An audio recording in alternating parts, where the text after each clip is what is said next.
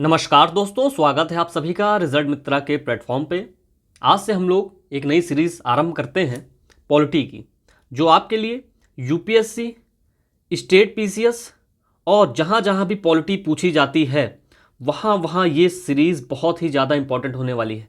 क्योंकि हम लोग यूपीएससी प्री, पीसीएस प्री और मेंस इनको साथ लेकर चलेंगे ही चलेंगे, कॉन्सेप्ट पर ध्यान देंगे ही देंगे और साथ में फैक्ट्स का ऐसा तड़का लगाएंगे ताकि आपकी जो पॉलिटी है वो पूरी कॉम्प्रिहेंसिवली कवर हो जाए। तो चलिए ज़्यादा बातें ना करते हुए शुरू करते हैं। Let's get started. तो सबसे पहले हम लोग शुरू करते हैं कुछ बेसिक टर्म्स पे। इस पे क्वेश्चन प्री में भी पूछ लिए जाते हैं और जब आपका इस तरह का बेस बन जाएगा तो आने वाले जो कॉन्सेप्ट्स की बिल्डिंग है वो अच्छी हम लोग तैयार कर सकते हैं। तो आप जानते हैं कि आप पढ़ने वाले हैं पॉलिटी। तो जो पॉलिटी ये जो टर्म है ये कहाँ से निकल कर आया है? तो जो ये पॉलिटी शब्द है, ये जो पॉलिटी शब्द है ये ग्रीस से निकल कर आता है। ग्रीस, आप सभी जानते हैं कि ग्रीस में किस तरीके से वहाँ पे इंटेलेक्चुअल डेवलपमेंट हो रहा है। इंटेलेक्चुअल डेवलपमेंट, बौद्धिक विकास किस तरह से हुआ है।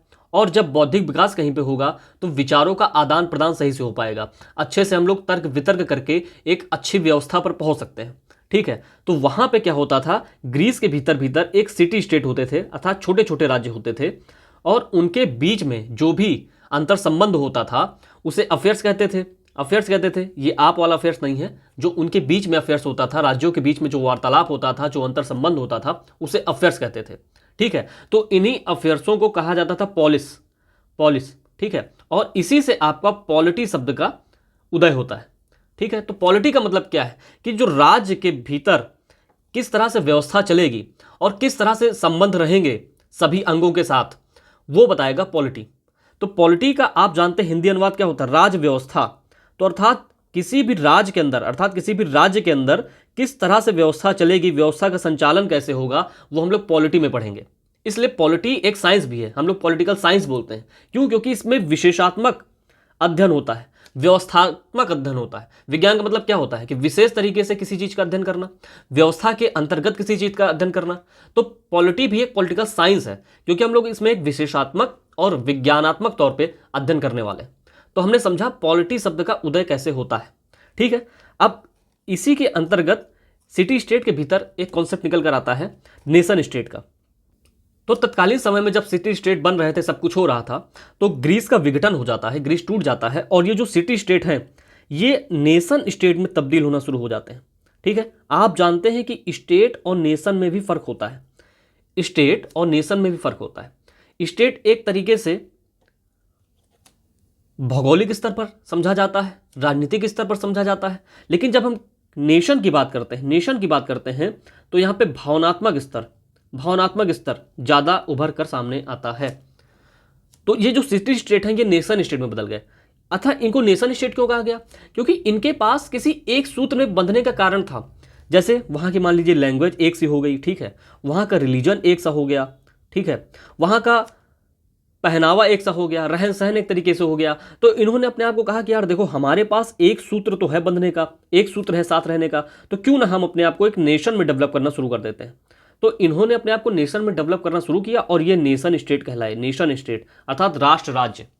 तो इसी संदर्भ में जब बात भारत की आती है तो कुछ एक्सपर्ट्स कहते हैं कि भारत भी एक नेशन स्टेट है, राइट विंग के हो गए वो लोग। लेकिन कुछ लोग कहते हैं कि नहीं भाई, भारत एक स्टेट ऑफ नेशंस है, अर्थात राष्ट्रों का राज्य है। अब जरा इसको समझते हैं क्या होता है इसका मतलब। तो नेशन स्टेट और स्टेट्स ऑफ नेशन। अब देखिए, ये जो स्टेट्स ऑफ नेशन का जो कॉन्सेप्ट है ये आपके एक बार सोसाइटी में पूछा जा चुका है कि भारत के भीतर एक छोटे छोटे राज्य के पॉकेट देखने को मिलते हैं। अगर आप लोग अपना पीवाईक्यू उठा के देखेंगे तो उसमें साफ साफ ये क्वेश्चन मेंशन किया हुआ है सोसाइटी के चैप्टर में, तो आप इस कॉन्सेप्ट को भी रिलेट कर सकते थे। अब नेशन स्टेट का मतलब ये होता है कि भाई हमारे पास एक सूत्र है, उसके आधार पर हम लोग संगठन हो जाता है हम लोगों का, हम लोग एक संगठन बना लेते हैं, एक समूह बना लेते हैं और अपने राज्य की व्यवस्था देखते हैं। लेकिन जब बात भारत की आती है तो भारत में देखिए डाइवर्सिटी कितनी ज़्यादा है, भारत में विविधता कितनी ज़्यादा है।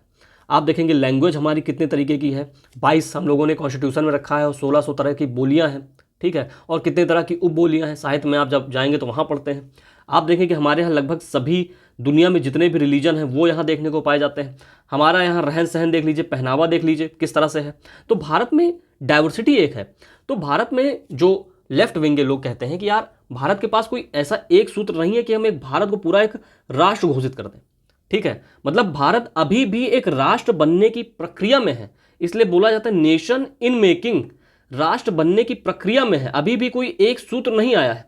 खैर मजाक मजाक में लोग कह देते हैं कि जब भारत पाकिस्तान का मैच आता है तो भारत एक राष्ट्र के रूप में उभर कर आता है, लेकिन राइट विंग के एक्सपर्ट्स ये कहना चाहते हैं आपसे, जरा इस बात को ध्यान से गौर करिएगा कि देखो भाई, वैदिक स्टेट था, वैदिक समय था हम लोगों का, उसके बाद आप देखते हैं जब मौर्य अंपायर आता है, हिस्ट्री में आप जानते हैं कि किस तरह से चंद्रगुप्त मौर्य ने पूरे भारत भूखंड को एक समूह में बांधने का प्रयास किया, एक अखंड भारत बनाने का प्रयास किया। ठीक है, तो राइट विंग पॉलिटिक्स का कहने का मतलब यह है कि अब भारत तो मौर्य काल से ही एक संगठन में था, एक समूह में बंधा हुआ था, तो आप इस बात को क्यों नहीं मानते? ठीक है, और भी अगर आप आज भी देखें तो भारत में एकजुटता, एकता तो है ही है, भले वो डाइवर्सिटी देखने को मिलती है, लेकिन यूनिटी इन डाइवर्सिटी का कॉन्सेप्ट कहां से निकल कर आता है? यहीं से निकल कर आता है कि भारत भी एक नेशन स्टेट है, ना कि स्टेट ऑफ नेशन है। अब स्टेट ऑफ नेशन का मतलब क्या है कि जैसे मान लीजिए कोई भाषाई क्षेत्र है, ठीक है, आप जानते हैं कि भाषाई आधार पर हमारे भारत में राज्यों का गठन किस तरीके से हुआ, खैर उस पर जब आएंगे तो बात करेंगे। तो आप जानते हैं कि भारत में किस तरह से भाषाई आधार पर राज्यों का गठन हुआ। तो ये जो भाषाई आधार पर राज्य गठन कर रहे थे, इनको एक नेशन कह दिया गया। तो कई तरीके से नेशन, जैसे तेलुगु का नेशन हो गया, ठीक है, आंध्रा का नेशन हो गया, उड़िया का नेशन हो गया, और तरह तरह की भाषाओं का नेशन हो गया।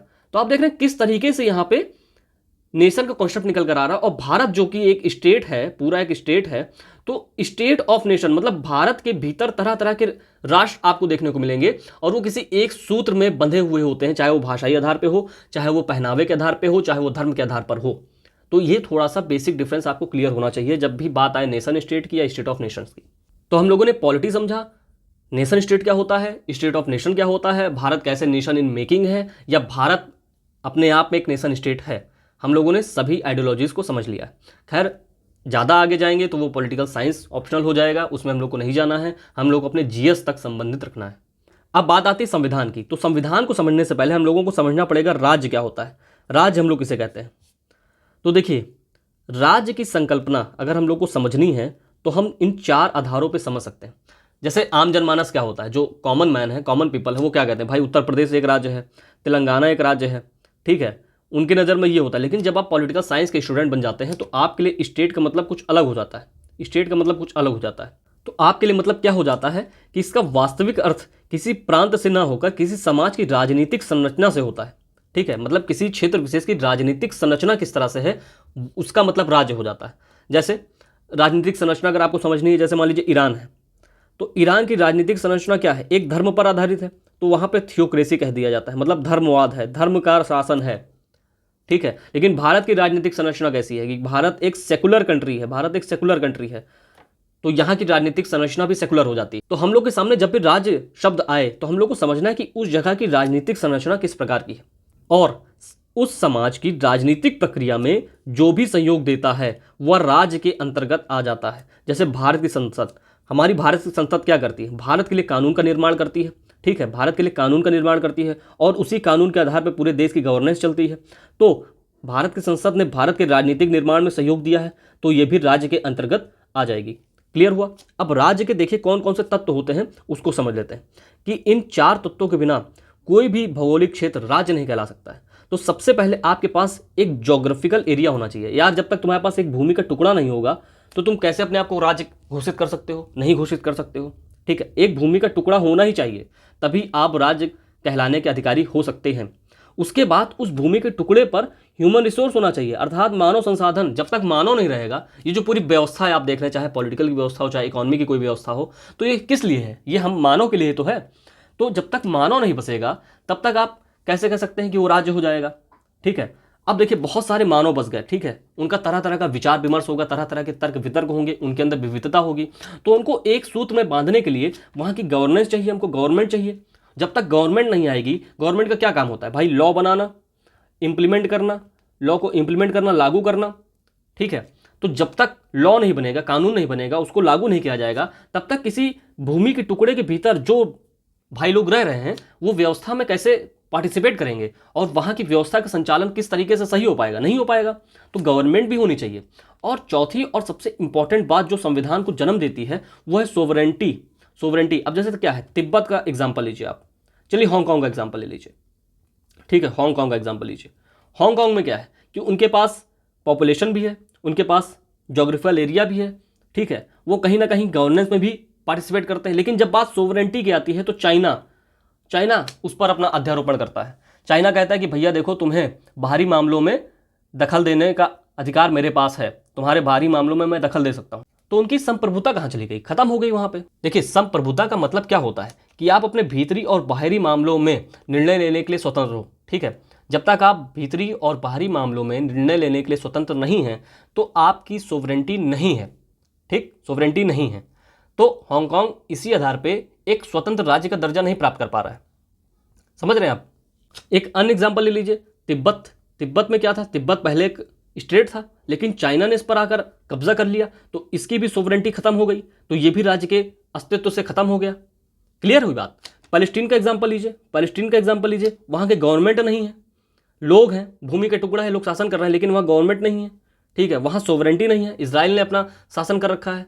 तो ये जितने भी भूखंड हैं, भले उन पे पॉपुलेशन रह रही हो या उनका खुद का एक भूमि का टुकड़ा हो रहने के लिए, लेकिन जब तक गवर्नमेंट नहीं बनेगी, जब तक वहां की सोवरेंटी नहीं आएगी, तब तक वो राज्य नहीं कहला सकते। तो इस डिस्कशन से हमारे सामने एक बात निकल कर आई, यार जब तक ये चारों चीजें नहीं होंगी ना, तब तक कोई भी भूमि का टुकड़ा राज्य नहीं कहला सकता है। तो उसके लिए चारों चीजें होनी चाहिए, पॉपुलेशन भी होना चाहिए, एक भूमि का टुकड़ा भी होना चाहिए, गवर्नमेंट भी होनी चाहिए और सोवरेंटी होनी चाहिए।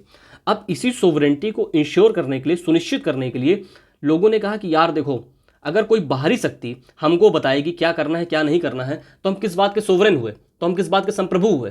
तो इसको खत्म करने के लिए और सोवरेंटी को इंश्योर करने के लिए बनाया गया कॉन्स्टिट्यूशन।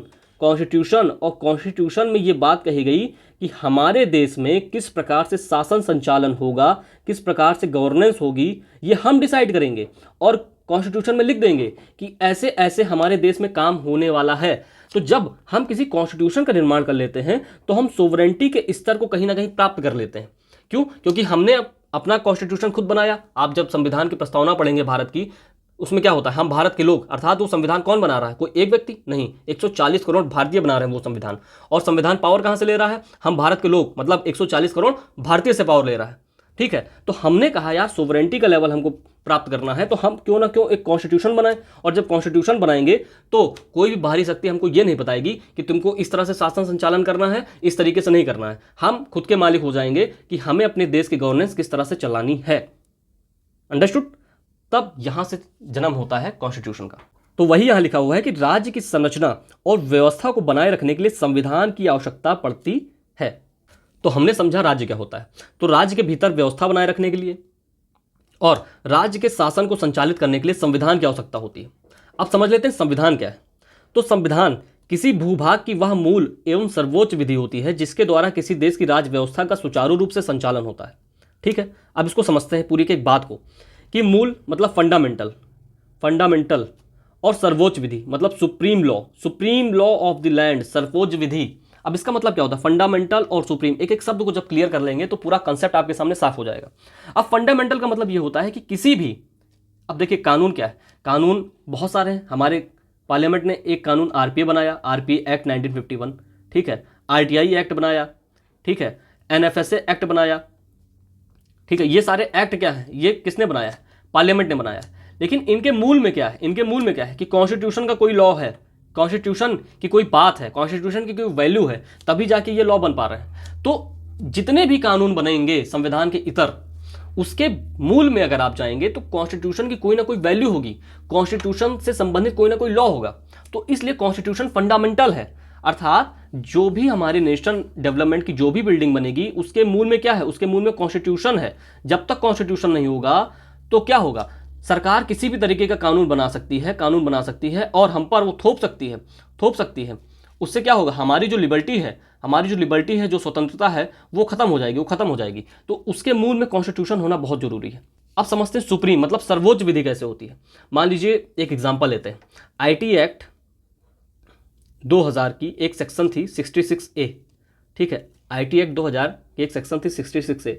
इसको क्या किया, इसको हमारे कोर्ट ने, सुप्रीम कोर्ट ने स्ट्रक डाउन किया, खत्म कर दिया। कहा कि भाई देखो, ये हमारे कॉन्स्टिट्यूशन से तालमेल नहीं खाती है, ये हमारे कॉन्स्टिट्यूशन के साथ तादाद में नहीं बैठा पा रही है, और हमारे जो कॉन्स्टिट्यूशन की वैल्यूज़ है उसको खत्म करने का प्रयास कर रही है, उसको बाधित करने का प्रयास कर रही है, तो हम इस 66A को खत्म कर देंगे।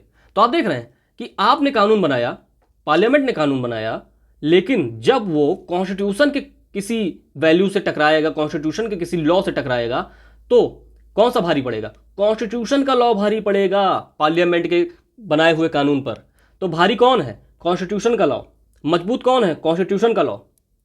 ठीक है, तो पार्लियामेंट का जो बनाया हुआ कानून है, अगर वो कॉन्स्टिट्यूशन से तालमेल नहीं खाता है, कॉन्स्टिट्यूशन के बताए हुए रास्ते पर नहीं चलता है, तो कॉन्स्टिट्यूशन उसको खत्म कर देगा। और उसको खत्म करने के लिए बनाया हुआ है जुडिशरी की व्यवस्था। क्यों की है कॉन्स्टिट्यूशन ने? इसीलिए की है कि पार्लियामेंट अगर कोई भी ऐसा वैसा कानून बना दे जो हमारे भारत के नागरिकों को नुकसान पहुंचाए या हमारे देश की संचालन व्यवस्था को नुकसान पहुंचाए, तो उसको खत्म कर सके। इसीलिए कॉन्स्टिट्यूशन ने जुडिशरी की व्यवस्था की है। तो आप देख रहे हैं ना, कोई भी ऐसा लॉ, चाहे वो कोई भी ऐसा लॉ हो, अगर वो कॉन्स्टिट्यूशन के खिलाफ है, कॉन्स्टिट्यूशन के विरुद्ध है, तो अपने आप खत्म हो जाएगा, स्ट्रक डाउन हो जाएगा। तो ये पूरा पॉइंट आपको समझ में आया होगा। ठीक है, तो कॉन्स्टिट्यूशन को समझने के लिए हमें निम्नलिखित बिंदु पर हम लोग समझ सकते हैं। ये देश की सर्वोच्च विधि होती है। अभी मैंने बताया किस तरह की सर्वोच्च विधि होती है। और ये सरकार के विभिन्न अंगों, जैसे सरकार के अंग क्या है?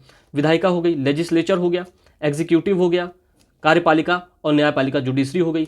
ये कानून बनाती है, ये कानून को लागू करती है, और ये कानून को देखती है कि कानून सही है या नहीं, और ये इन दोनों पे चेक्स एंड बैलेंस स्टेब्लिश करती है। खैर, अभी हम लोग इस पर आने वाले हैं, बहुत डिटेल में समझने वाले हैं कि कैसे ये तीनों एक दूसरे पर चेक्स एंड बैलेंस का इस्तेमाल करते हैं। तीसरा पॉइंट समझिए कि संविधान में उन आदर्शों, लक्ष्यों तथा उद्देश्यों का उल्लेख होता है जिन्हें सरकार प्राप्त करना चाहती है। अब देखिए, ऐसे कौन से आइडियल्स हैं संविधान में उल्लेख है। जैसे आप प्रेम्बल पढ़ेंगे तो भारत को एक सोशलिस्ट कंट्री होना है, सोशलिस्ट कंट्री होना है, समाजवादी देश होना है, समाजवादी। अब समाजवाद का मतलब क्या है? अगर आप बेसिकली समझें समाजवाद का मतलब, तो यार देखो, वेल्थ का कंसंट्रेशन ना हो, अर्थात जो धन है, धन का केंद्रीकरण ना हो, कुछ चंद व्यक्तियों के पास देश की सारी दौलत ना चली जाए। तो हमारी आइडियल क्या है? समाजवाद। हमारा आइडियल क्या है? समाजवाद। ठीक है, तो हमारा आइडियल तो समाजवाद है। लक्ष्य क्या है? इसको प्राप्त करना, इसको प्राप्त करना, यही हमारा उद्देश्य है, यही हमारा लक्ष्य है। तो हम यहाँ पे हैं, अभी हमें अभी समाजवाद इस्टेब्लिश करना है, अर्थात वेल्थ का कंसंट्रेशन नहीं होने देना है। अगर आप देखें, बहुत सारी रिपोर्ट्स आती हैं कि कहा जाता है कि भारत के टॉप 5% लोगों के पास देश की 71% वेल्थ है। तो ये क्या है? ये वेल्थ का सेंट्रलाइजेशन ही तो है, धन का केंद्रीकरण ही तो है। तो इसको खत्म करना है और हमें समाज में इक्वली एक तरीके से डिस्ट्रीब्यूशन करना है। तो इस चीज को, कंसंट्रेशन ऑफ वेल्थ को, हमें किसी ना किसी तरह कम करना है। ठीक है, कम करना है, खत्म नहीं करना है। खत्म करने की बात हो जाएगी तब तो वो कम्युनलिज्म हो जाएगा। यहाँ कम करने की बात हो रही है। क्यों? क्योंकि अगर कम नहीं करेंगे तो एक तो कंसंट्रेशन ऑफ वेल्थ बनेगा, और खत्म ही कर देंगे तो जो मेरिटोक्रेसी है, यार कोई एंटरप्रेन्योर चाहता है कि हम बड़ा से बड़ा काम करें और अच्छे से अच्छा रुपए कमाएं, और जब ये बड़े से बड़ा काम करेगा तो उद्योग स्थापित करेगा, उद्योग स्थापित करेगा तो रोजगार मिलता है, तो रोजगार मिलता है तो हमारे भारत में जो एम्प्लॉयमेंट है वो बढ़ता है, और अनएम्प्लॉयमेंट खत्म होता है, गरीबी खत्म होती है। तो हमें मेरिटोक्रेसी भी साथ में देखनी है। तो भारत में जो सोशलिज्म का रूप है वो लिबरल है। खैर, जब हम लोग प्रियम्बल में आएंगे तो हम लोगों को इसको डिटेल में समझना है। तो हमारा उद्देश्य क्या है कि हम एक सोशलिस्ट कंट्री हों, लेकिन हम अभी कहाँ पे हैं? हम अभी इस कंडीशन में। तो हमें इस रास्ते पर पहुंचना है। तो संविधान हमें एक रास्ता दिखाएगा, हमें संविधान एक रास्ता दिखाएगा, यार देखो हमें इस तरीके से पहुंचना है। तो आप जब डीपीएसपी देखेंगे, डीपीएसपी में 39 वाला आर्टिकल देखेंगे। खैर, हम लोग डीपीएसपी जब पढ़ेंगे तो बहुत डिटेल में पढ़ने वाले, एक चीज़ साफ करने वाले हैं।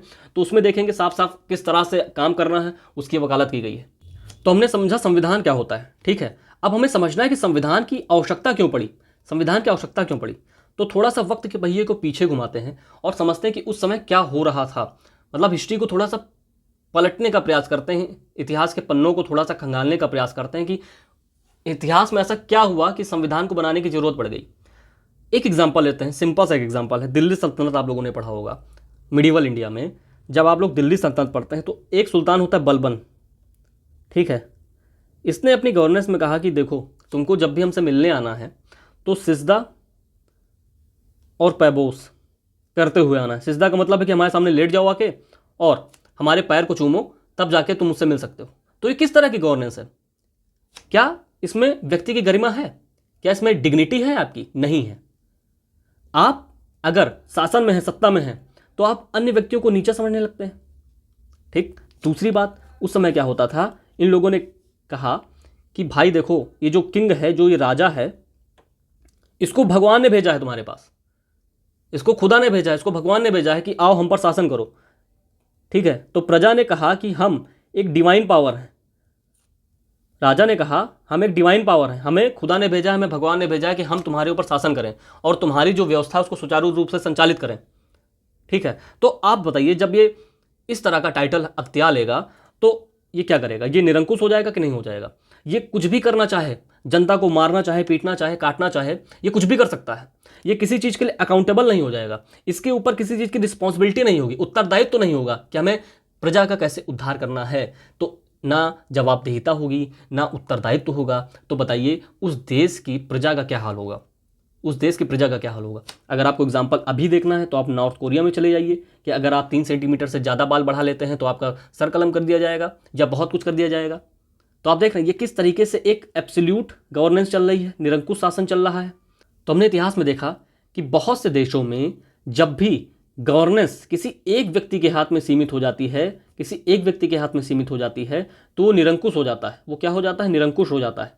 और इसी निरंकुशता को रोकने के लिए हमें संविधान की आवश्यकता पड़ती है। संविधान क्या करता है? इस निरंकुश शासन को बांधता है, सीमित करता है, लिमिटेड करता है।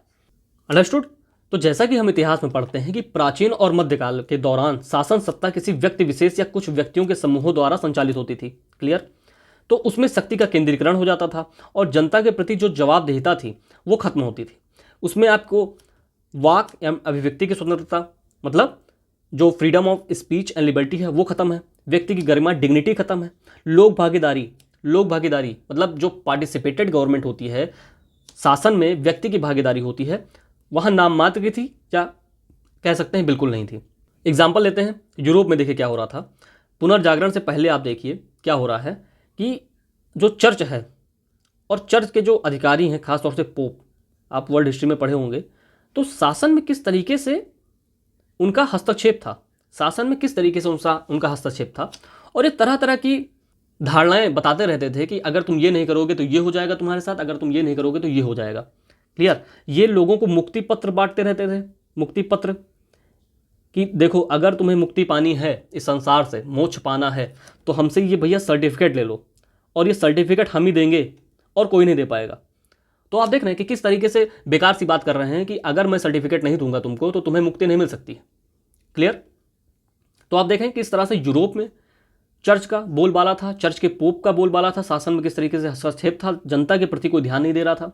तो जब पुनर्जागरण काल आया और लोगों में बौद्धिक विकास तेजी से हुआ और तरह तरह के जो विचारक आए, चाहे वो रूसो हों, चाहे जॉन रॉल्स हों, ठीक है, कांट हों, तो उन्होंने अपने विचार प्रस्तुत किए और उन्होंने शासन सत्ता को किस तरह से संचालित करना है उस पर विचार प्रस्तुत किया और किस तरीके से जन भागीदारी होनी चाहिए, शासन में जवाबदेहिता होनी चाहिए, रिस्पॉन्सिबिलिटी होनी चाहिए, अकाउंटेबिलिटी होनी चाहिए, उस पर बहुत गहरी गहरी बातें की, जिसने जनता को जागरूक करने का प्रयास किया और अपने अधिकारों को प्राप्त करने के लिए प्रेरित किया। तो इसीलिए इंग्लैंड में गौरवमयी क्रांति हुई, आप लोग पढ़ते हैं, ठीक है, इंग्लैंड में गौरवमयी क्रांति हुई जिसमें बोला जाता है कि बिना किसी रक्त के बहे वहाँ पे जो चीज़ें चाहिए थी वो साकारित हो गई, वो प्राप्त हो गई। इसी संदर्भ में एक बहुत बड़ी क्रांतिकारी घटना होती है, वो है अमेरिकन रिवॉल्यूशन। ठीक है, अमेरिकन रिवॉल्यूशन 1786 ईस्वी में ये घटना होती है। इसके बाद से क्या होता है कि हमारे सामने जो कॉन्स्टिट्यूशन का जो फॉर्म है वो रिटन कॉन्स्टिट्यूशन दुनिया के अस्तित्व में आता है। और ये मानव इतिहास में अगर आपसे किन्हीं 5 घटनाओं में सबसे महत्वपूर्ण घटना पूछी जाए तो रिटन कॉन्स्टिट्यूशन मानव इतिहास में एक बहुत बड़ी क्रांतिकारी घटना निकलकर सामने आती है कि जिसने अमेरिकन रिवॉल्यूशन ने हमको एक रिटन कॉन्स्टिट्यूशन दिया, एक लिखित संविधान दिया।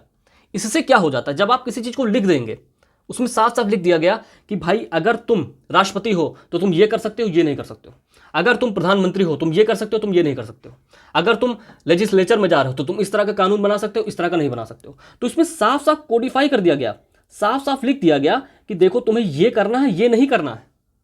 ठीक।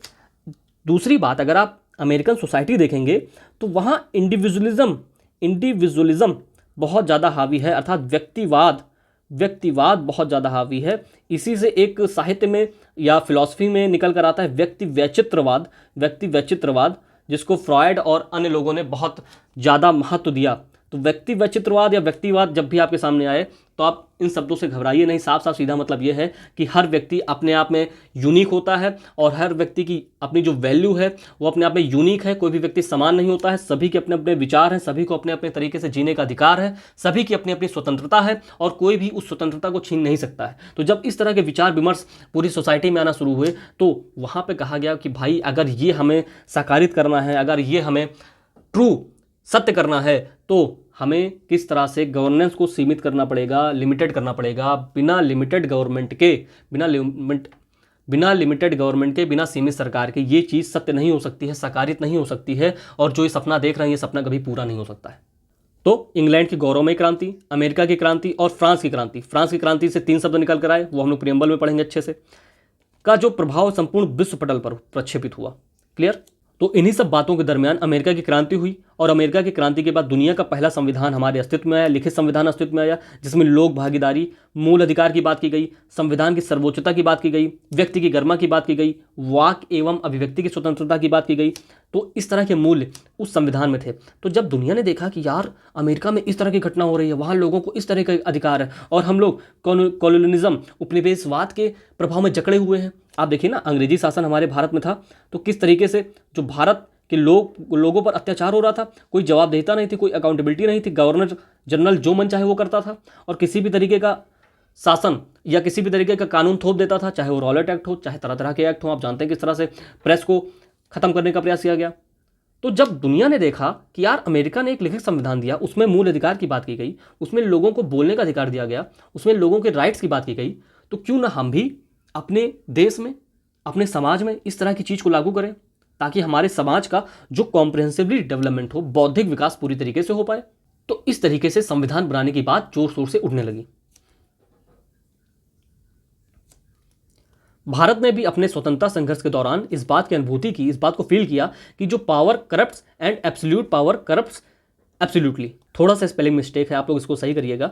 Power corrupts and absolute power corrupts absolutely. Clear. तो जो अमेरिकी संविधान जब बना तो इसका प्रभाव भारत में भी आना था। तो भारत ने भी अपने स्वतंत्रता संघर्ष के दौरान देखा कि अमेरिका में किस तरह की व्यवस्था लागू हो रही है। उस समय के नेताओं ने अनुभूति किया कि जो पावर है करप्ट करती है और जो एब्सोल्यूट पावर आ जाती है वो तो बहुत ज़्यादा तरीके से करप्ट करती है, भ्रष्टाचार पैदा करती है। तो भारत ने भी कहा कि यार देखो, शक्ति का पृथक्करण होना चाहिए, मूल अधिकार की बात की, समान वयस्क मताधिकार की बात की, मतलब यूनिवर्सल एडल्ट फ्रेंचाइज की बात की, और इसको सुनिश्चित करना है और राजनीतिक शक्ति को दुरुपयोग नहीं होने देना है। तो इसके लिए हमें भी संविधान की जरूरत पड़ती है। तो संविधान किसी भी देश के लिए इतना महत्वपूर्ण क्यों है? अब इसको हम लोग समझते हैं कि संविधान आने से किसी भी देश की शासन व्यवस्था में क्या प्रभाव पड़ता है और उस देश के लिए इतना महत्वपूर्ण क्यों होता है, कॉन्स्टिट्यूशन का सिग्निफिकेंस क्या है, इसको हम लोग अब देखते हैं। तो अगर आपको सबसे पहला पॉइंट बताना है कि संविधान के आने से क्या होता है, तो संविधान हमारे देश में, हमारे राज्य में सामाजिक न्याय को सुनिश्चित करता है। सामाजिक न्याय को सुनिश्चित करता है। अब ये कैसे करता है? आप जानते हैं कि किस तरीके से कुछ लोगों के साथ हिस्टोरिकल ऑपरेशन हुआ, इतिहास में उनके साथ गलत हुआ, तो वो पहले से ही पिछड़े हुए हैं और कुछ लोग यहाँ से अपनी चीज़ शुरू कर रहे हैं। तो जो कंपटीशन का लेवल है वो पहले ही एक तरीके से लेवल में नहीं है। तो इस लेवल को इक्वल लाने के लिए संविधान में पॉजिटिव अफर्मेशन की बात की गई, रिजर्वेशन की बात की गई, जिसे आप लोग कहते हैं आरक्षण की बात की गई। ठीक है, ताकि हम इनका जो कंपटीशन का लेवल है उसे इक्वल कर सकें, तभी जाके एक सही समाज का निर्माण हो सकता है जिसमें डिस्पैरिटी ना के बराबर हो। ठीक है, वैसे डिस्पैरिटी हमेशा, जितना भी विकास वाला समाज हो, डिस्पैरिटी होती है, लेकिन जितनी कम होगी उतना ही वो समाज ज़्यादा विकास कर पाएगा। जितनी कम होगी उतने समाज में जो दंगे हैं वो कम होंगे।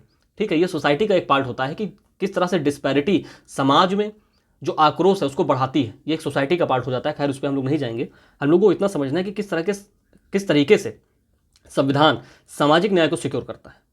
ठीक है, सामाजिक न्याय का मतलब क्या होता है कि आप जानते हैं कि कोई व्यक्ति हो, उसको धर्म, जाति आदि के आधार पर उसके साथ डिस्क्रिमिनेशन, भेदभाव ना हो और उसको भी विकास की धारा की मुख्य धारा में शामिल किया जा सके, विकास की मुख्य धारा में शामिल किया जा सके, विकास के मेन स्ट्रीम में शामिल किया जा सके। तो यही होता है सामाजिक न्याय, कि जो लोग पिछड़े हुए हैं आर्थिक रूप से, सामाजिक रूप से और शैक्षिक रूप से, तो उन्हें किस तरीके से हमें ठीक करना है, उनकी कंडीशन को ठीक करना है और उन्हें भी सभी के साथ लेकर चलने का प्रयास करना है। सबका साथ सबका विकास की वकालत की जाती है संविधान में।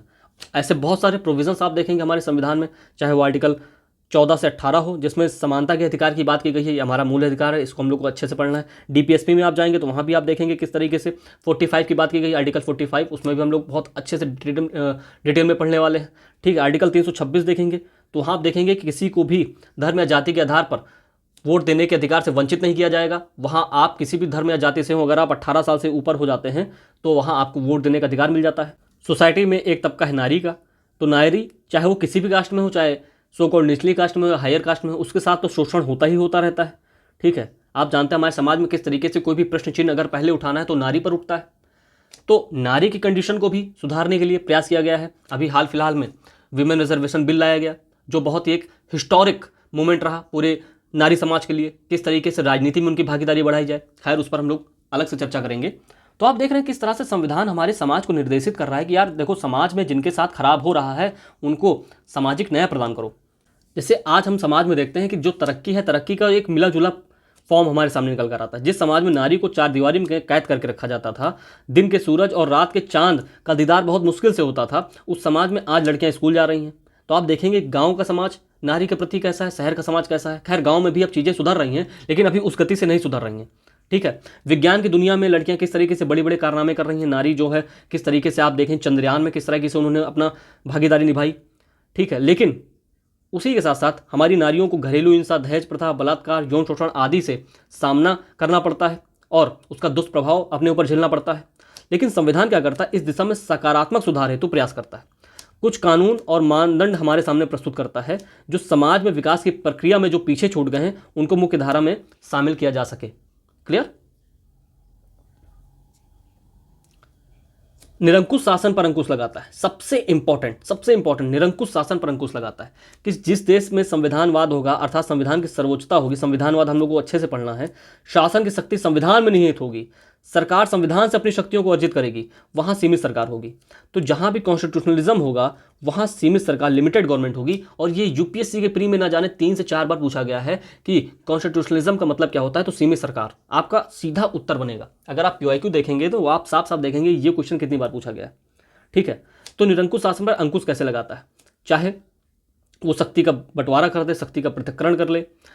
उसमें बोल दिया जाता है कि लॉ बड़ा है किंग से, पहले बोला जाता था रेक्स लेक्स, पहले बोला जाता था रेक्स लेक्स, अर्थात जो किंग है वो कानून से भी बड़ा है। ठीक है, किंग कानून से बड़ा है, किंग कानून का राजा है। लेकिन अब बोला जाता है लेक्स रेक्स, मतलब जो कानून है वो राजाओं का राजा है। ठीक है, अर्थात कानून जो है वो महाराजा है। तो आधुनिक दुनिया में इसकी बात होती है कि कानून राजाओं का महाराजा है, लेक्स रेक्स की बात होती है। तीसरी और इंपॉर्टेंट बात हमारे सामने निकल कर आती है कि समाज के मध्य जो व्यक्ति विशेष हैं, जो सदस्य हैं, उनके मध्य समन्वयता और सहमति स्थापित करना। एग्जाम्पल से बात करते हैं, हमारे इंडिया को लीजिए आप। ठीक है, इंडिया को लीजिए, 140 करोड़ का देश है, 140 करोड़ का देश है। कितने तरीके के लैंग्वेज है, कितने तरीके के रिलीजन है, कितने तरीके का पहनावा है। ठीक है, कितने तरीके के कुजीन्स है, खान पान कितने तरीके का है, और कितने तरीके की बोलियाँ हैं।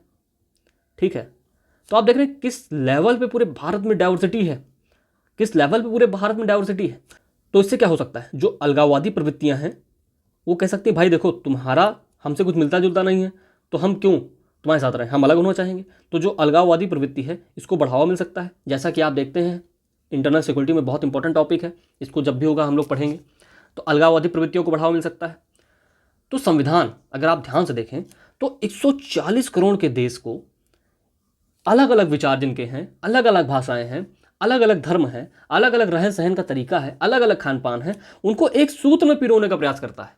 सबके लिए समान कानून, सबके लिए समान विचार विमर्श, सबके लिए समान गवर्नेंस की बात करता है। तो कहीं ना कहीं इन 140 करोड़ को एक सूत्र में पिरोने का प्रयास करता है और जो इंडिया की यूनिटी है और इंटीग्रिटी है, एकता है, अखंडता है, उसको बढ़ाने का, उसको सुनिश्चित करने का प्रयास करता है। आप देखिए अगर संविधान ना हो, मान लीजिए अगर संविधान ना हो, एक वक्त सपोज कर लीजिए संविधान ना हो, ठीक है, तो जितने भी लोग हैं, चाहे वो भाषाई आधार वाले हों चाहे धार्मिक आधार वाले हों, ये कह देंगे देखो भाई हमारा भाषा हमारा राज्य हमारा देश। धार्मिक आधार वाले हों ये कह देंगे हमारा धर्म हमारा देश।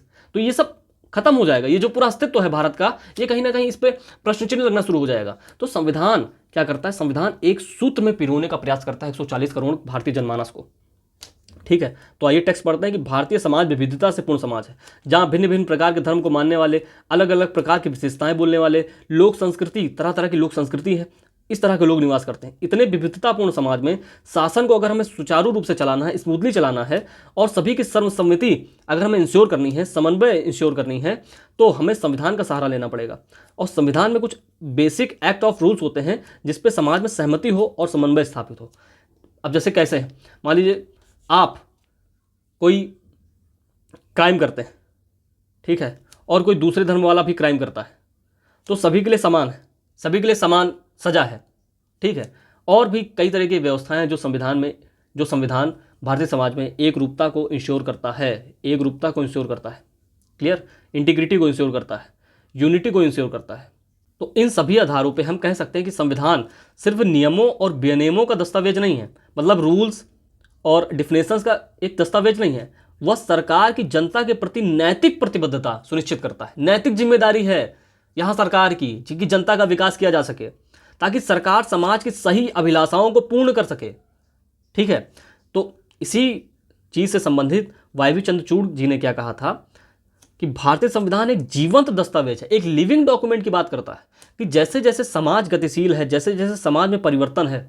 अब आप देखिए 1950 में जब हमारा संविधान लागू हुआ था, तो क्या व्हाट्सएप था, क्या फेसबुक था, क्या इंस्टाग्राम था, क्या तरह तरह का सोशल मीडिया साइट्स थी? नहीं थी। लेकिन जब 2016-17 में के.एस. पुट्टास्वामी का जजमेंट आता है 2017 में, तो उसमें साफ साफ कहा गया कि भाई राइट टू प्राइवेसी आपका फंडामेंटल अधिकार है, मूल अधिकार की बात करता है। जो राइट टू प्राइवेसी है, निजता का अधिकार, ये आपका मूल अधिकार है। राइट टू प्राइवेसी आपका फंडामेंटल राइट है। क्यों?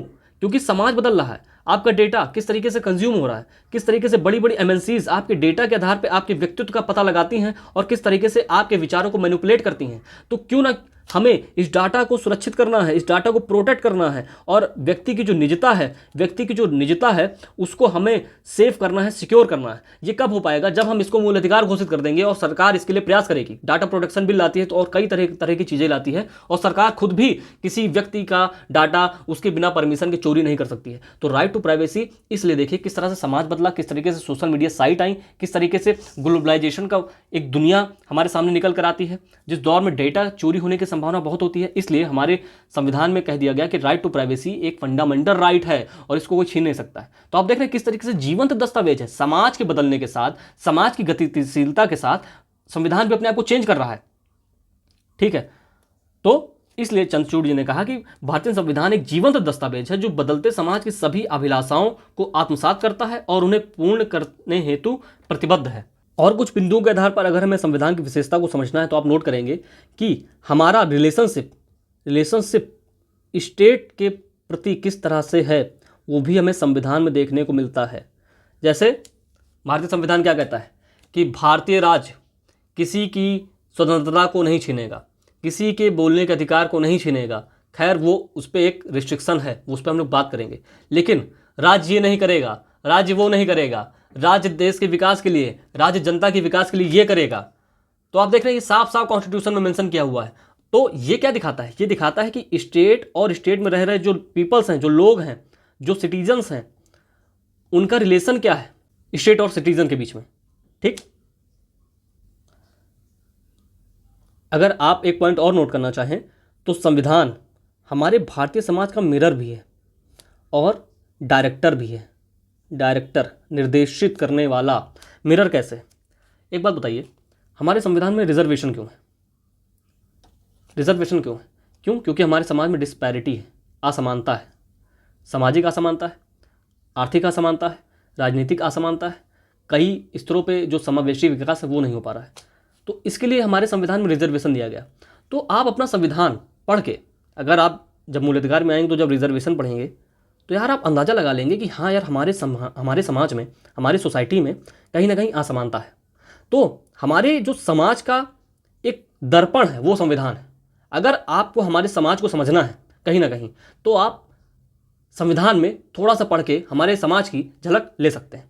डायरेक्टर भी है, जैसा कि मैंने आपको बताया, सोशल जस्टिस इंश्योर करता है, इकोनॉमिक जस्टिस इंश्योर करता है, पॉलिटिकल जस्टिस इंश्योर करता है। तो डायरेक्टर भी है कि हमारी गवर्नमेंट को किस दिशा में और किस तरीके से हमारे नागरिकों के उद्धार के लिए काम करना चाहिए, क्लियर।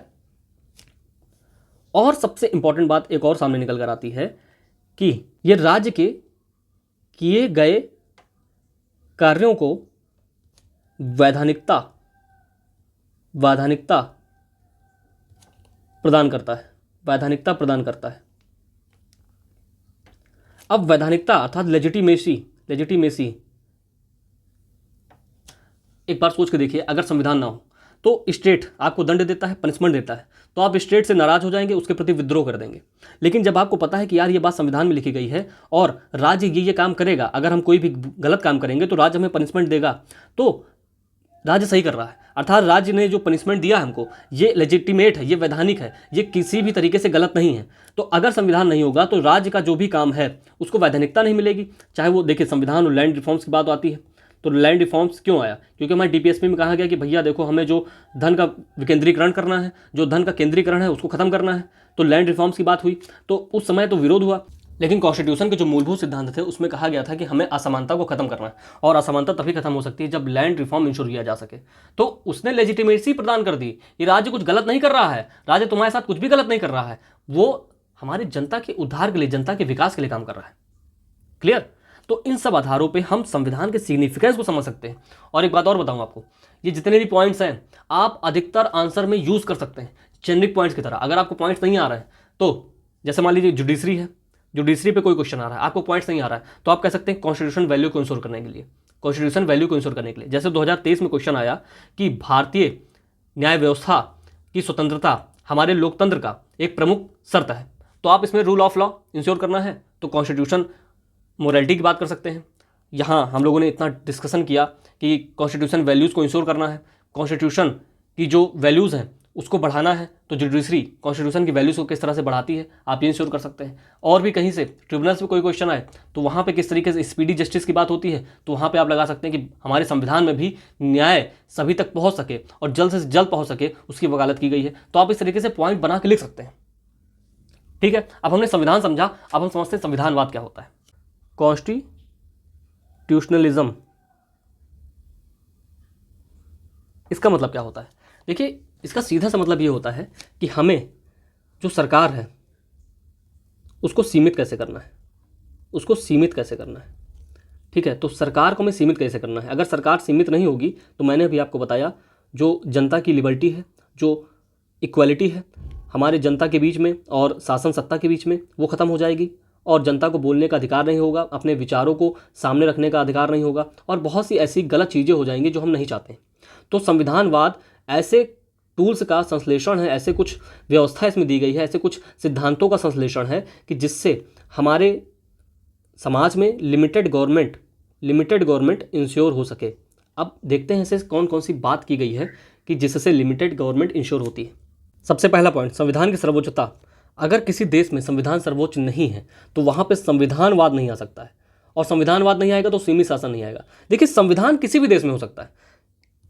एग्जाम्पल से बात करते हैं, बिना एग्जाम्पल के कोई भी चीज़ कॉन्सेप्ट क्लियर नहीं होता। एग्जाम्पल से बात करते हैं, ईरान लीजिए, ईरान का एग्जाम्पल लीजिए। वहाँ भी संविधान है, लेकिन संविधान कैसा है? धर्मतंत्र है, कि किसी एक धार्मिक पुस्तक को वहाँ का संविधान मान लिया गया है और शरीयत के हिसाब से काम करना है वहाँ की गवर्नेंस को, तो वहाँ धर्मतंत्र है। तो जब धर्मतंत्र हो जाएगा, ठीक है, धर्मतंत्र हो जाएगा, तो वहाँ संविधान की सर्वोच्चता कहाँ जाएगी? नहीं जाएगी। संविधान की, तो वहाँ संविधान की सर्वोच्चता कहाँ होगी? नहीं होगी, बिल्कुल नहीं होगी। हिजाब का इशू आया था ईरान में, लेकिन वहाँ की गवर्नमेंट क्या कर रही है कि हिजाब पहनना अनिवार्य है, हिजाब पे बैन नहीं हो पा रहा है, ठीक है, लेकिन हिजाब के विरोध में वहाँ पे किस तरीके से आंदोलन हुआ, किस तरीके से आंदोलन हुआ और कितने लोगों ने अपनी जान गंवाई। लेकिन वहाँ की गवर्नमेंट ने फिर भी कहा कि हमें जो शासन सत्ता देखनी है वो अपने शरीयत के हिसाब से देखनी है। तो आपने देखा कि किस तरीके से जहाँ संविधानवाद नहीं है, जहाँ संविधान की सर्वोच्चता नहीं है, वहाँ किस तरीके से लोगों के अधिकार खत्म हो रहे हैं, किस तरीके से लोगों के अधिकार खत्म हो जाएंगे, समाप्त हो जाएंगे, और लोग अपने अनुसार जीवन जी नहीं पाएंगे, और लोग अपने अनुसार जो जीवन जीना चाहते हैं उस चीज़ से वंचित हो जाएंगे। तो संविधान की सर्वोच्चता बहुत इंपॉर्टेंट है, बहुत इंपॉर्टेंट है। किंग पर लगाम लगाना, अगर किंग पर लगाम नहीं लगाएगा तो किंग कुछ भी कर सकता है। सेकंड पॉइंट, संवैधानिक नैतिकता की संकल्पना, अर्थात कॉन्स्टिट्यूशनल मोरालिटी। कॉन्स्टिट्यूशनल मोरालिटी का मतलब क्या होता है कि संविधान में जो भी वैल्यूज़ हैं, जो भी मूल्य हैं, उनका हमें किस तरीके से पालन करना है और उन पर काम करना है। ये एक मोटा मोटा मतलब होता है संवैधानिक नैतिकता का। तो हमें जो भी हमारी सरकार है वो इन वैल्यूज़ को ध्यान में रखते हुए गवर्नेंस संचालित करे। अगर उन वैल्यूज़ का कहीं भी हनन हो जाएगा तो आप देखेंगे कि सरकार असीमित हो जाएगी और सरकार पे जो लगाम लगानी चाहिए वो नहीं लग पाएगा। क्लियर? संविधानवाद में व्यक्ति की गरिमा और स्वतंत्रता सुनिश्चित की जाती है। जहाँ भी संविधानवाद होगा वहाँ व्यक्ति की गरिमा और स्वतंत्रता होगी ही होगी। चाहे आप एग्जाम्पल लीजिए इंडिया का, इंडिया में कॉन्स्टिट्यूशनलिज्म है, यूएसए में देखिए, यूके में देखिए, तो वहाँ व्यक्ति की गरिमा और स्वतंत्रता पर विशेष ध्यान दिया जाता है। और एक सबसे इंपॉर्टेंट कॉन्सेप्ट हमारे सामने निकल कर आता है, वो है rule of law. Rule of law, विधि का शासन, विधि का शासन, इसको दिया था एवी डाइसी जी ने, इस कॉन्सेप्ट को दिया था। वैसे बहुत से लोगों ने इस कॉन्सेप्ट पे अपना योगदान दिया है, लेकिन जो सबसे प्रमुख योगदान है वो है एवी डाइसी जी का। इन्होंने कहा कि देखो भाई, अगर किसी भी देश में हमें व्यक्ति की गरिमा इंश्योर करनी है, संविधानवाद को इंश्योर करना है, तो रूल ऑफ लॉ होना चाहिए, ना कि रूल ऑफ किंग। पहले क्या होता था? रूल ऑफ किंग होता था। तो इसको कहा कि इसको ख़त्म करना है और रूल ऑफ लॉ को इंश्योर करना है। जब रूल ऑफ लॉ हो जाएगा तो सभी व्यक्ति कानून की नज़रों में बराबर हो जाएंगे, सभी व्यक्ति कानून की नज़रों में बराबर हो जाएंगे। और ये जो राजा है ना, ये भी कानून के अंतर्गत आ जाएगा। अगर राजा कोई गलत काम करता है तो उसे वही सज़ा मिलेगी जो आम जनमानस को मिलती है, तो राजा भी कानून के अंतर्गत आ जाएगा। इसलिए कहा जाता है कि रूल ऑफ लॉ में सुप्रीमेसी ऑफ लॉ इंश्योर हो जाएगी, सुप्रीमेसी ऑफ लॉ इंश्योर हो जाएगी। ठीक है, अर्थात जो शासन चलेगा वो किसी किंग के, किसी रूलर के अकॉर्डिंग नहीं चलेगा, बल्कि लॉ के अकॉर्डिंग चलेगा। तो जो मैंने अभी आपको बताया था, लेक्स रेक्स, अर्थात law is king of Kings, अर्थात जो कानून है वो राजाओं का राजा है, अर्थात महाराजा है।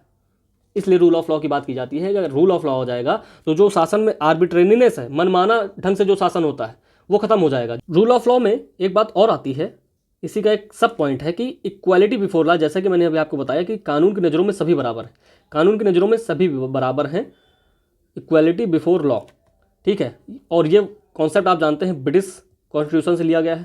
लेकिन जब इक्वल प्रोटेक्शन ऑफ लॉ, जब आप मूल अधिकार पढ़ेंगे, फंडामेंटल राइट जब मैं आपको बताऊंगा, तो वहाँ पर इक्वल प्रोटेक्शन ऑफ लॉ की बात की गई है, अर्थात कानून सभी को समान संरक्षण देगा। तो ये पॉजिटिव कॉन्सेप्ट है, ये निगेटिव कॉन्सेप्ट है। तो कानून की नज़रों में सभी बराबर हैं, ये रूल ऑफ लॉ के अंतर्गत बात की गई है। लेकिन जब आप कॉन्स्टिट्यूशन पढ़ेंगे तो ध्यान से देखेंगे, आपके सामने कुछ सारे एक्सेप्शन आ जाते हैं। जैसे प्रेसिडेंट है, ठीक है, गवर्नर है, किसी देश की राजदूत अगर भारत में है, ठीक है, हाई डिप्लोमेट्स की बात होती है, तो उनके साथ आप देखेंगे कानून समान रूप से व्यवहार नहीं कर सकता। प्रेसिडेंट है, अगर प्रेसिडेंट अपने ऑफिस में है, मतलब अपने शासन सत्ता में एक तरीके से कह लीजिए, तो उनके ऊपर कोई क्रिमिनल चार्जेस की प्रोसीडिंग नहीं लग सकती, उन्हें अरेस्ट नहीं किया जा सकता है, उन्हें अरेस्ट नहीं किया जा सकता है। लेकिन आम जनमानस से अगर वो क्राइम कर देता है तो उसे अरेस्ट किया जा सकता है। अब उस समय डिबेट में पूछा गया कि भाई ऐसा क्यों है कि हम प्रेसिडेंट को, गवर्नर को, जो हाई डिप्लोमेट्स हैं, जो अन्य देश के जो राजदूत भारत में रह रहे हैं, उनके साथ ऐसा क्यों नहीं कर सकते? तो आप देखिए कि जो प्रेसिडेंट का ऑफिस है, जो ये प्रेसिडेंट का जो ऑफिस है, कि हमारे भारत में जो प्रेसिडेंट है एक नाम मात्र का अध्यक्ष होता है, ठीक है, नाम मात्र का राष्ट्राध्यक्ष होता है। हमारे भारत का राष्ट्राध्यक्ष कौन होता है? प्रेसिडेंट होता है। नाम मात्र की शक्ति इनके पास होती है। तो ये किसके अनुसार काम करते हैं? ये काउंसिल ऑफ मिनिस्टर के अनुसार काम करते हैं, ये मंत्रिमंडल के अनुसार काम करते हैं, अर्थात मंत्रिमंडल जो इन्हें कहेगा, जो भी इन्हें कहेगा, मंत्रिपरिषद जो भी इन्हें कहेगी, उसके अनुसार ये चलेंगे। तो प्रेसिडेंट कहाँ कुछ गलत कर रहा है? यहाँ तो आदेश इसको मिल रहा है कहाँ से? काउंसिल ऑफ मिनिस्टर से। क्लियर? पहला पॉइंट।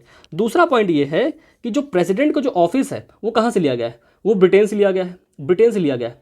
और ब्रिटेन में किंग ही है जो यहाँ प्रेसिडेंट का रूप भारत में ले लिया है। तो ब्रिटेन में कहा जाता है जो क्राउन है, क्राउन अर्थात जो किंग है, वो कभी रॉन्ग नहीं हो सकता है, वो कुछ भी गलत नहीं कर सकता है। वहाँ ये मान्यता थी और आज भी है। जैसे एक पिक्चर है तहलका, आप देखेंगे तहलका, जिसमें अमरीश पुरी जी ने विलन का शानदार रोल किया है।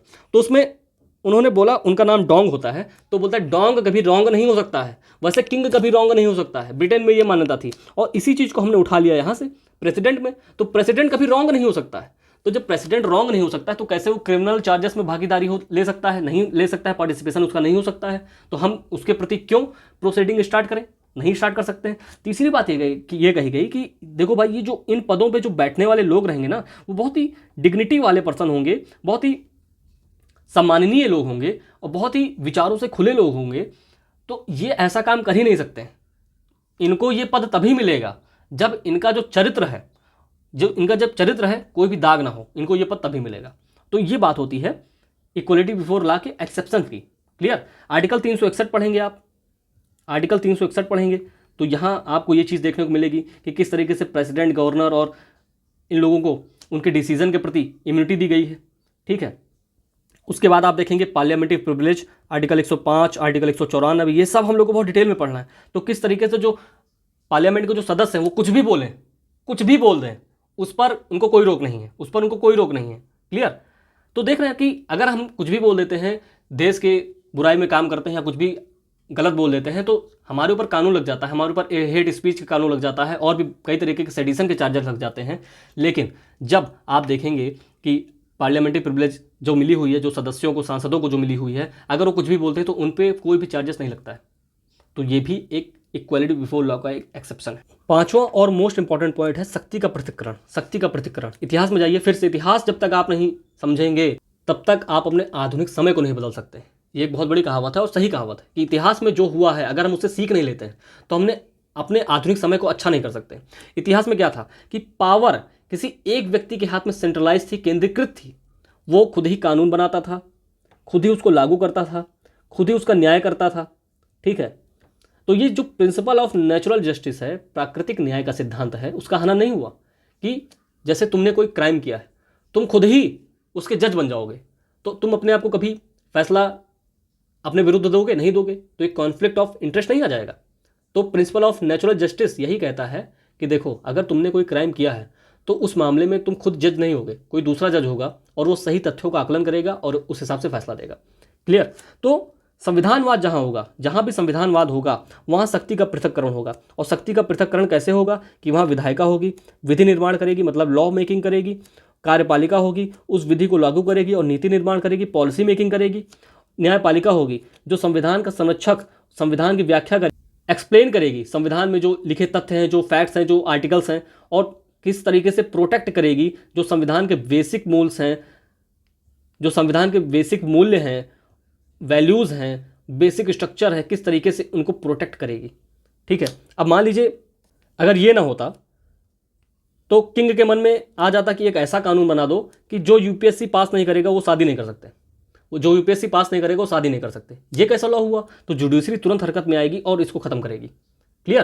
तो आप देख रहे हैं कि किस तरीके से हमारे यहाँ शक्ति का पृथक्करण किया गया है कि कानून कोई और बनाएगा, लागू कोई और करेगा, और संविधान का संरक्षण और उस कानून को, अगर वो कानून गलत है, संवैधानिक मूल्यों के विरुद्ध है, तो उसको कैसे खत्म करना है उसके लिए न्यायपालिका की व्यवस्था की गई है, न्यायपालिका की व्यवस्था की गई है।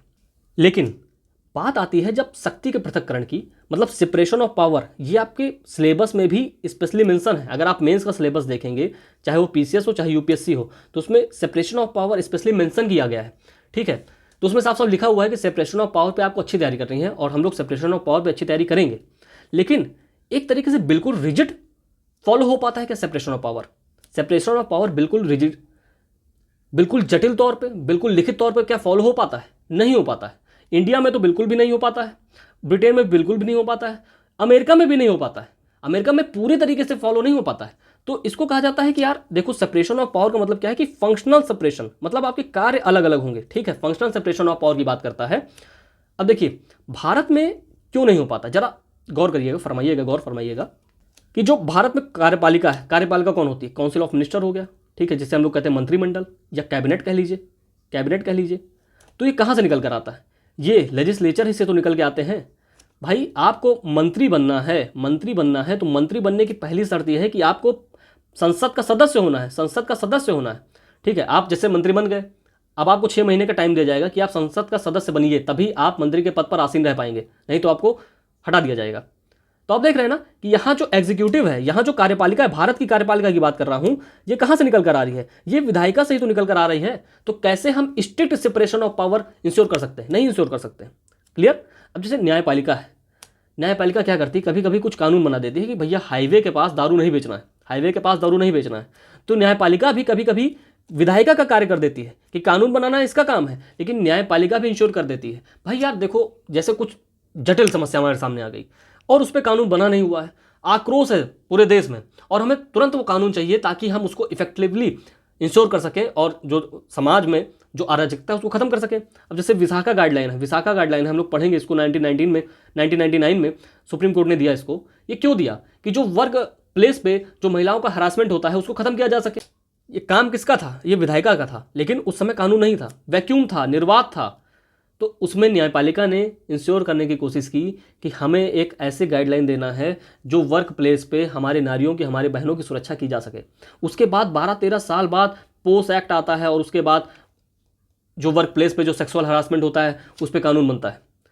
तो आप देख रहे हैं ना किस तरीके से हमारे यहाँ स्ट्रिक्ट सेपरेशन ऑफ पावर नहीं है। अगर आप यूएस जाएंगे तो वहाँ आप देखेंगे खास तौर से, जैसे यूएस की संसद को क्या कहा जाता है? कांग्रेस कहा जाता है। इसमें एक सीनेट होता है जैसे हमारा राज्यसभा है, जिसे उच्च सदन कहा जाता है, और हाउस ऑफ रिप्रेजेंटेटिव होता है जिसे निम्न सदन कहा जाता है, जैसे हमारा लोकसभा है। ठीक है, यहाँ राज्यसभा है। और प्रेसिडेंट की जो कार्यकारिणी है, जो प्रेसिडेंट का जो कार्यकारिणी है जिसे हम लोग कैबिनेट कहते हैं, वो अलग है। अब देखिए हमारे यहाँ अगर आपको प्राइम मिनिस्टर की कैबिनेट में आना है तो आप मंत्री बनना है, और मंत्री बनना है तो आपको सबसे पहले संसद का सदस्य होना है, एमपी होना है। ठीक, लेकिन अमेरिका में जब आप जाएंगे तो सबसे बड़ी शर्त यही है कि प्रेसिडेंट के अगर तुम्हें कैबिनेट में शामिल होना है, अगर तुम्हें प्रेसिडेंट के कैबिनेट में शामिल होना है तो तुम कांग्रेस के सदस्य नहीं हो सकते हो। अगर तुम्हें कैबिनेट में शामिल होना है तो जो कांग्रेस की जो सदस्यता है वो खत्म करनी है, तभी तुम शामिल हो सकते हो। तो ये है यहाँ पर स्ट्रिक्ट सेपरेशन ऑफ पावर, कि यहाँ अगर आप देखें जो कार्यपालिका है वो विधायिका से निकल कर नहीं आ रही है। कार्यपालिका के लोगों का अपना स्वतंत्र अस्तित्व है। अगर ये कांग्रेस के सदस्य होंगे तो इन्हें कांग्रेस की सदस्यता छोड़नी पड़ेगी, तब जाके ये प्रेसिडेंट की कैबिनेट में शामिल हो पाएंगे। ठीक है, तो शक्ति के पृथक्करण को हम लोगों ने थोड़ा सा समझा है, इस पर हम लोग को और भी बहुत डिटेल से बात करनी है। तो शक्ति के पृथक्करण से ये साबित हो जाता है कि हम लोग चेक्स एंड बैलेंस इस्टेब्लिश कर सकते हैं, किंग के ऊपर चेक्स एंड बैलेंस इस्टेब्लिश कर सकते हैं। और भी कुछ पॉइंट्स हैं, जैसे संविधानवाद के अंतर्गत हम लोग प्राकृतिक न्याय, नेचुरल जस्टिस को इंश्योर कर सकते हैं। ठीक है, एक और पॉइंट निकल कर आता है, अगर हम लोग ध्यान देना चाहें तो जुडिशरी इंडिपेंडेंट होनी चाहिए, स्वतंत्र न्यायपालिका होनी चाहिए। ठीक है, स्वतंत्र न्यायपालिका होनी चाहिए।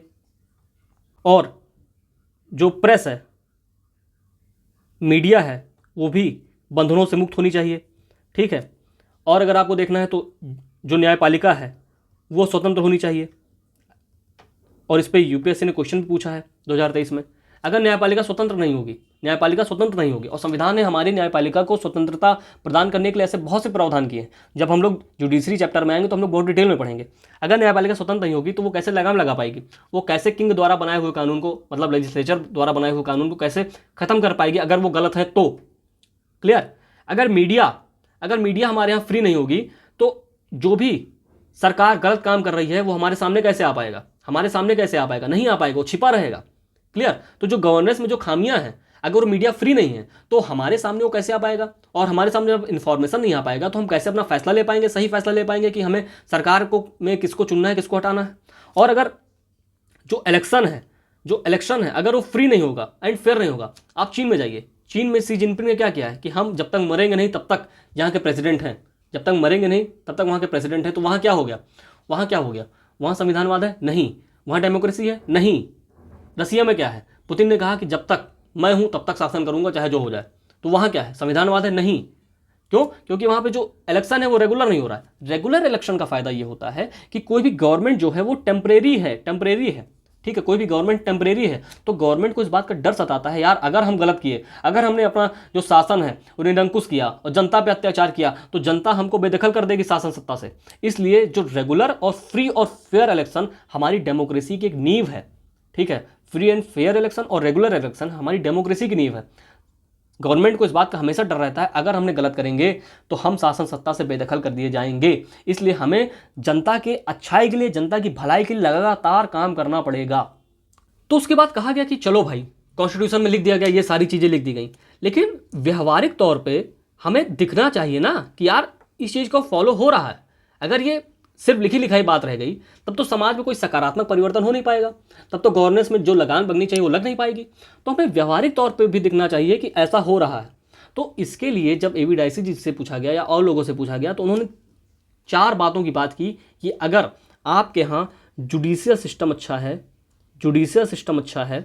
ठीक है, जुडिशियल सिस्टम अच्छा है और इंक्लूसिव जुडिशरी है, मतलब समावेशी न्यायपालिका है, तब जाके काम हो पाएगा। अब जैसे समावेशी न्यायपालिका का मतलब क्या है? आप देखेंगे महिलाओं की भागीदारी सबसे कम है, महिलाओं की भागीदारी यहाँ पार्लियामेंट से भी कम है। क्लियर। ऐसे बहुत से राज्य हैं जहां एक भी महिला जज नहीं है, महिला जज नहीं है। ऐसे बहुत से हाईकोर्ट है जहां एक भी महिला जज नहीं है। तो किस तरीके से समावेशी जब न्यायपालिका नहीं है तो हम कैसे जो समाज के पिछड़े लोग हैं उनको हम सकारात्मक परिवर्तन दे सकते हैं, उनका कैसे उद्धार कर सकते हैं। क्लियर। तो हमारे यहाँ जुडिशरी जो है इंक्लूसिव होनी चाहिए। तो हमें सबसे पहले ये देखना है कि हमारी जुडिशरी इंक्लूसिव कैसे हो। अब देखिए पॉइंट कनेक्ट करिए आप, पूरा का पूरा अगर आप पॉलिटी देखना है तो ये संविधानवाद के पॉइंट से कनेक्ट कर सकते हैं आप। ठीक है, किस तरीके से जुडिशरी में पेंडेंसी है केसेस की। ठीक है, जैसे हम लोग कहा जाता है जस्टिस डिले जस्टिस डिनाइड, अगर न्याय में देरी होती है तो इससे क्या होता है, जो न्याय का सिद्धांत है वो खत्म होता है। जो न्याय का बेसिक सिद्धांत क्या है कि हमें जल्द से जल्दी किसी को जस्टिस देना, न्याय देना है। क्लियर। तो पेंडेंसी देखिए किस तरह से है, 4 करोड़ केसेस लटके हुए हैं। सुप्रीम कोर्ट के पास भी कितने केसेस लटके हुए हैं। कोई भी केस का निपटारा एवरेज 15 सालों में होता है। जजेस की कमी है। ठीक है, तो हम लोग ये जुडिशरी वाले चैप्टर में पढ़ेंगे।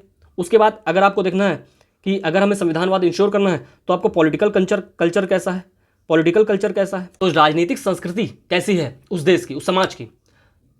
तो आप जानते हैं कि राजनीतिक संस्कृति को सबसे अच्छा करने में सबसे बड़ी भूमिका किसकी है, हमारी पॉलिटिकल पार्टीज़ की। ठीक है, पॉलिटिकल पार्टीज़ की, जैसे कांग्रेस हो गया, बीजेपी हो गया, सपा हो गया, या जितनी भी पॉलिटिकल पार्टीज़ हैं, इनकी लाइबिलिटी है, इनकी रिस्पॉन्सिबिलिटी है कि हमारे देश में राजनीतिक संस्कृति अच्छी हो पाए।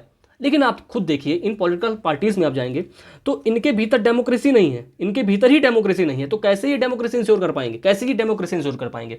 आप देखिए कि जब पार्टी है तो कुछ ही लोगों के हाथ में हाई कमांड ऑर्डर होते हैं। जैसे कांग्रेस के ऊपर ये बोला जाता है कि वहाँ परिवारवाद की राजनीति है, नेपोटिज्म की राजनीति है। बीजेपी के ऊपर बोला जाता है कि वहाँ कुछ लोग उस पार्टी को चलाते हैं। सपा में भी यही बोला जाता है, परिवारवाद की राजनीति है। तो आप देख रहे हैं कि जब पार्टी के भीतर ही लोकतंत्र नहीं है तो कैसे वो लोकतंत्र की वैल्यू इंश्योर कर पाएंगे। आप देखेंगे ये पार्टी के लोग किस तरीके से क्रिमिनल्स को टिकट दे देते हैं, किस तरह के क्रिमिनल्स को टिकट दे देते हैं कि जाओ भैया चुनाव लड़ो, और इनके चुनाव जीतने की संभावना भी ज़्यादा होती है जो ईमानदार व्यक्ति होता है। ये मनी और मसल पावर का यूज़ करते हैं और चुनाव जीतने का प्रयास करते हैं। तो आप देख रहे हैं हमारे देश का पॉलिटिकल कल्चर कैसा है, इस तरह की पॉलिटिक्स है। तो इसलिए क्रिमिनलाइजेशन ऑफ पॉलिटिक्स हो जाता है और यही कानून को तोड़ने वाले कानून बनाने वाले बन जाते हैं। तो आप बताइए हमारे समाज में किस तरीके से सकारात्मक परिवर्तन हो पाएगा और संविधानवाद के मूल्यों की रक्षा हो पाएगी। क्लियर। तीसरी बात अगर हमारे सामने निकल कर आती है वो है हमारे सामने सोशल वैल्यूज़ कैसी हैं, सामाजिक मूल्य कैसे हैं। आप देखिए भ्रष्टाचार को यहाँ मान्यता मिल गई है कि चलो चलता है यार, पैसा दो, अपना काम करो, आगे बढ़ो। क्लियर। हम वोट किसको देते हैं, धर्म के आधार पर देते हैं, जाति के आधार पर देते हैं कि कोई किस धर्म का है, कोई किस बिरादरी का, किस जाति का है, भले वो क्रिमिनल हो लेकिन हम उसको वोट देंगे। तो जब तक आप अपनी सोशल वैल्यूज इंश्योर नहीं करेंगे, आप जापान देखिए, उनका सोशल वैल्यू सिस्टम देखिए किस तरीके से है, किस तरीके से जापान का सोशल वैल्यू सिस्टम है, हमें उनसे सीखना चाहिए। क्लियर। तो जब तक हमारी सोशल वैल्यूज़ में पॉजिटिव परिवर्तन नहीं होगा तब तक जो हम संविधानवाद की जो मूल भावना है उसको इंश्योर नहीं कर पाएंगे। चौथी बात, हमारा प्रशासनिक ढांचा किस तरह का है। प्रशासनिक ढांचा को अच्छा करने के लिए हमारे सामने ब्यूरोक्रेसी आती है। आप जानते हैं किस तरीके से अंग्रेजों के समय ब्यूरोक्रेसी है, नौकरशाही किस तरीके से थी, किस तरीके से शोषण करते थे वो लोग। आज के समय में अगर आप देखें तो वो जो कॉलोनिज्म की जो एबिलिटी है, जो एटीट्यूड है, वो अभी कहीं ना कहीं गया नहीं है। वो भी अपने आप को सेवक नहीं राजा समझते हैं। फिलहाल बहुत सारे परिवर्तन आ गए हैं, ऐसे बहुत से अच्छे ब्यूरोक्रेट्स आपको देखने को मिलेंगे जो समाज में सकारात्मक परिवर्तन करने का लगातार प्रयास कर रहे हैं। लेकिन अगर आपको देखना है तो जब तक ये चारों चीज़ें अच्छी नहीं होंगी, जब तक ये चारों चीज़ें इंक्लूसिव नहीं होंगी, समावेशी नहीं होंगी, तब तक जो संविधानवाद की जो मूल वैल्यू है, जो संविधानवाद का जो सपना है, वो साकार नहीं हो पाएगा। क्लियर। तो हम लोगों ने संविधानवाद को बहुत डिटेल में समझा है। अब हम लोग को थोड़ा सा अंतर देख लेना चाहिए कि संविधान और संविधानवाद में अंतर क्या होता है। तो संविधान लोकतांत्रिक और गैर लोकतांत्रिक दोनों देशों में हो सकता है, चाहे वहां डेमोक्रेसी हो चाहे ना हो। नॉर्थ कोरिया में डेमोक्रेसी नहीं है लेकिन उनका संविधान है, इस तरह से गवर्नेंस चलेगी। क्लियर। विधि की सर्वोच्चता हो भी सकती है, नहीं भी हो सकती है।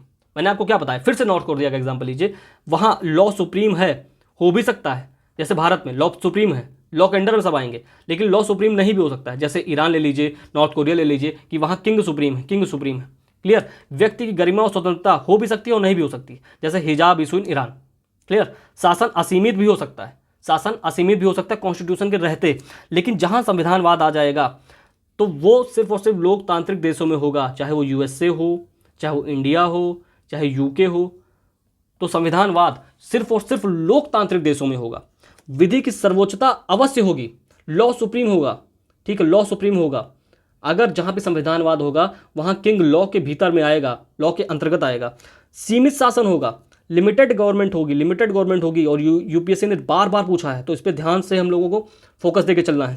व्यक्ति की स्वतंत्रता वहाँ इंश्योर होगी, ठीक है, वहाँ व्यक्ति की डिग्निटी, फ्रीडम, इन सब पे बहुत खास ध्यान रखा जाएगा, लिबर्टी इंश्योर होगी और सभी लोग अपना संपूर्ण विकास, राजनीतिक, आर्थिक, बौद्धिक संपूर्ण विकास कर पाएँ, इसके लिए व्यवस्था की जाएगी। क्लियर। एक बात और बताते हैं, जैसे कहा जाता है ना यूके के लोगों में वहाँ संविधान तो लिखित नहीं है, वहाँ रिटन कॉन्स्टिट्यूशन नहीं है, मैं ब्रिटेन की बात कर रहा हूँ, वहाँ रिटन कॉन्स्टिट्यूशन नहीं है, लेकिन जो संविधानवाद का जो मूल्य है वो उनके रग रग में समाया है। और हमारे भारत में संविधानवाद का जो मूल है वो कागजी दस्तावेज अभी बना हुआ है। खैर धीरे धीरे प्रयास किया जा रहा है कि हमारे भारत के लोगों के रग रग में जो संविधानवाद की वैल्यू है वो समा जाए, ठीक है। तो हमारा लक्ष्य क्या है कि जो संविधान में जो लिखी बातें हैं उसको किस तरीके से व्यवहारिक स्तर पर साकारित करना है और उस सपने को साकार करना है,